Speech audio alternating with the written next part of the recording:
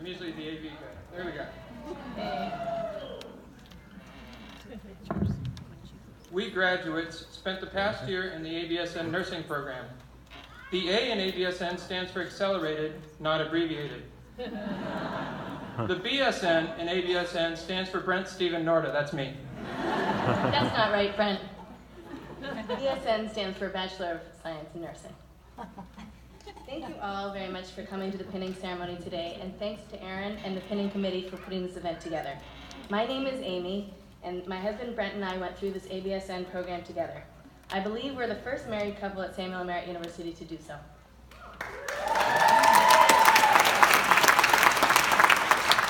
Now let's start at the beginning. In about 300 BC... Let's skip the ancient history. Okay. More recently, in 1877, America's first nursing school graduate was Linda Richards. Nursing was her second career, and she was taught by Florence Nightingale in an accelerated, not abbreviated course. Sound familiar?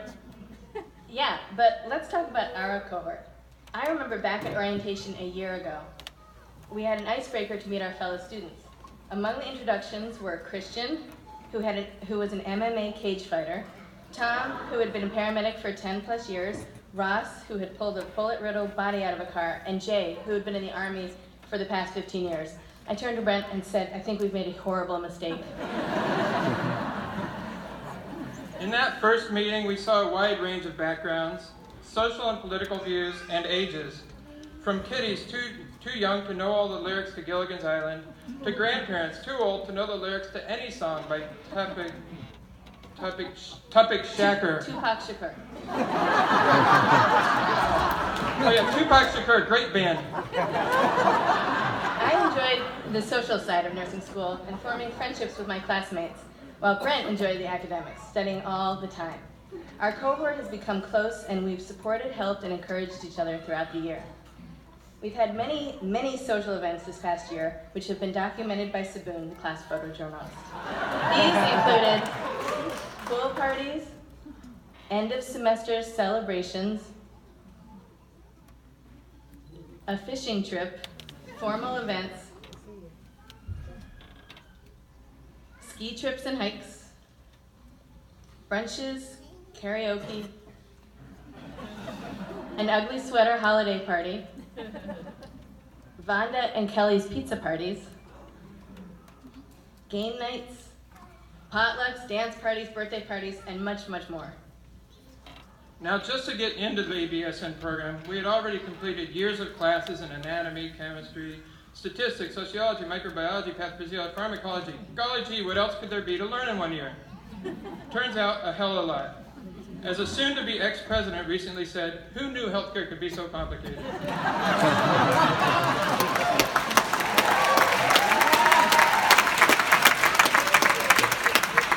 We started with an introductory class where we learned a bit about the profession, regulations, ethics, and that nurses are supposed to be nice to every single person, even the duds in your group projects. And there have been a lot of group projects. It took 2 terms to study health assessment for all the organs and systems. In labs, as we examined each other again and again, I learned 2 things. 1, my classmates are younger and healthier than I am. And 2, vowel sounds are the great equalizer. We may not have realized it at the time, but assessing is probably the most important thing nurses do, and we're doing it all the time.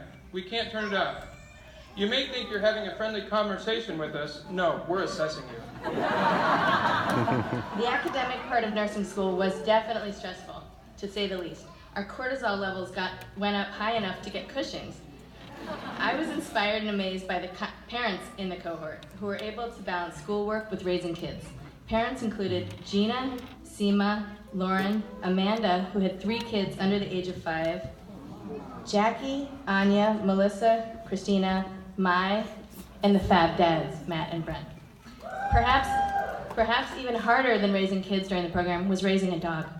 The canine parents included... The canine parents included Wanda, Yoko, Aaron Downey, Courtney, Corey, Jessica, Vonda, Saboon, Christian, Morgan and her new little puppy, Allison, Kristen, Jackie, Terry, and me and Brent. For the rest of the speech, we will show funny dog memes that Oliver found. Let's get back to academics. In adult care, MCA 1, we learned about sickle cell, and in MCA 2, we learned everything else. Almost as soon as we tried a procedure on a mannequin, we were doing it in a hospital on a real human, doing our best not to look as panicked as we felt. Yes, ma'am, I've inserted a lot of Foley catheters on a mannequin. In critical care, aka 1,000 ways to die really fast, sadly, even a few mannequins didn't pull through. Professor McAdam put so much information into her lectures that we recorded and listened to them while driving, running, at the gym, or making dinner. We'd play them over and over. We even figured out how to play them at double speed, which made Professor McAdam sound somewhere between an auctioneer and a really smart chipmunk. In addition to classes, clinicals, labs, and simulation, many in the cohort work part-time during school, including Michelle, Joseph, Ross, Saboon, Gabby, Tom, Oliver, Aaron Downey, Courtney, Melody, Cameron, and Vonda, who was able to keep her business afloat.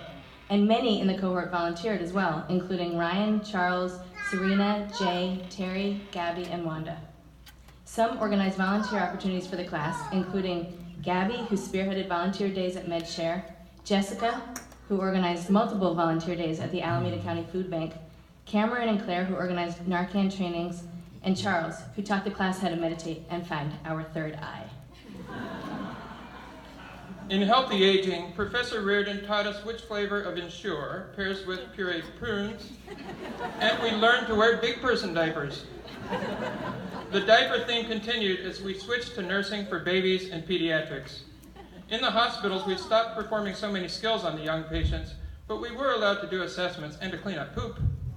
Assessing and cleaning poop are the constants in all areas of nursing. In maternity, where most of us were fortunate enough to witness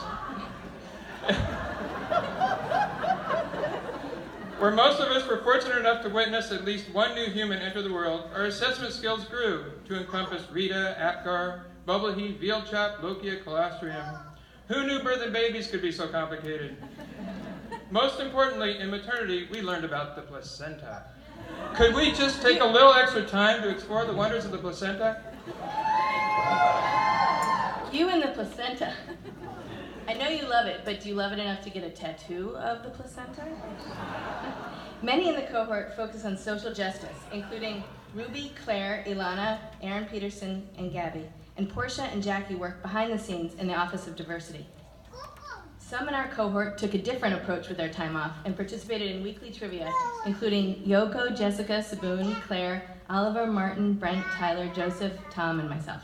We always won the medical questions, making all that time and effort in nursing school really pay off. You like trivia? Here's some trivia.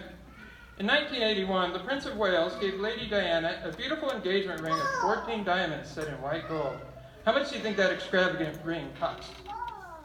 I don't know, Brent. How much? $60,000. What a cheapskate. This nursing pin cost me well over $70,000.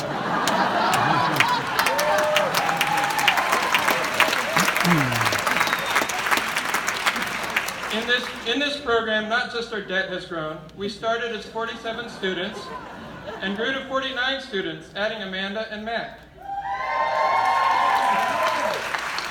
Personally, I grew by at least 15 pounds. Unlike me and Brent, many were able to maintain physical fitness throughout the year, including Ryan, Kati in her triathlons, Corey, Christina with CrossFit, Courtney, Saboon, Melody with P2P, and Jay. And during the year, there were many dance parties as well. Allison organized a line dancing bull riding night with Seema, Gabby, Morgan, Kristen, Clare, Melody, Aaron Peterson, Yoko, Oliver, Melissa, and Wanda. And we had a salsa lesson and dancing night, which Saboon and Jackie planned. And there was an 80s dance party boat cruise, where the best 80s costume winners were Lyda, Aaron, Ryan, and Saboon. Back to academics. There's not time to describe all our classes, sorry, but here's a final few. In nursing research, we ask PICO questions like this one. When debriding necrotic wounds with flesh-eating parasites, which parasite, leech or maggot, will most quickly cause the nurse to violently expel emesis? In community health, we learn not so much to care for the underprivileged, but to care about the underprivileged. Also, we learn to make collages. In mental health, we learned about the therapeutic communication that sometimes the most effective means of communication is actually silence. To help with pharmacology, Professor Reardon blessed us with bonus drug lectures, and Aaron Peterson posted a medication of the day. Yes. That medication on Facebook every single day. That was a lifesaver. And all year long, we've been tested using NCLEX-style questions. NCLEX questions are usually multiple choice, and every choice is correct. Except only one choice is correct. It's hard to explain, so here's an example. During a 5-minute lunch break from the PACU, you stand before the crushed toppings at an ice cream sundae bar. What is your priority action? Oreo, Heath Bar, nuts, peanut butter cup. Not enough evidence. Decide quickly, a line is forming, your ice cream is melting, and if you make the wrong choice, someone may die. Quick, what's the priority action? We have actually practiced so many thousands of NCLEX questions this year that we can do them with our eyes closed. Literally, that's the secret. Just close your eyes and pick something. Yes, I'm not going to miss those questions one bit. This past month, members in the audience may have noticed their loved ones being a touch irritable. Well, we've been completing preceptorships, which is just like real nursing, except you don't get paid, and you have to squeeze 120 hours of this into the final few weeks of classes, completing assignments and group projects, and taking comprehensive 4-hour exit exams. Let's not forget our class reps. Claire and Ruby, could you come up to the stage, please?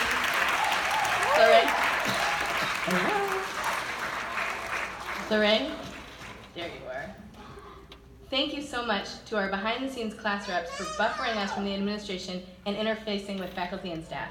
This year would have been even more stressful had we not had Claire, Ruby, and Brent advocating for us.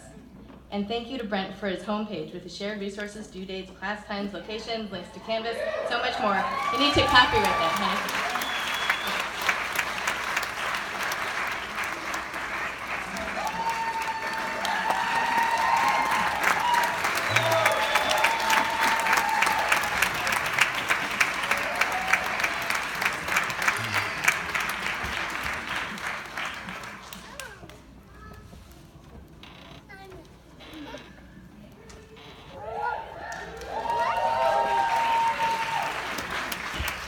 Thank you, Amy. I'm going to end with one final date, 1972. In 1972, hippies ended the tradition of wearing nursing caps. But because this is the greatest, hardest working, and all-around nursiest cohort ever, I say it's time we restore the tradition. So caps for everyone.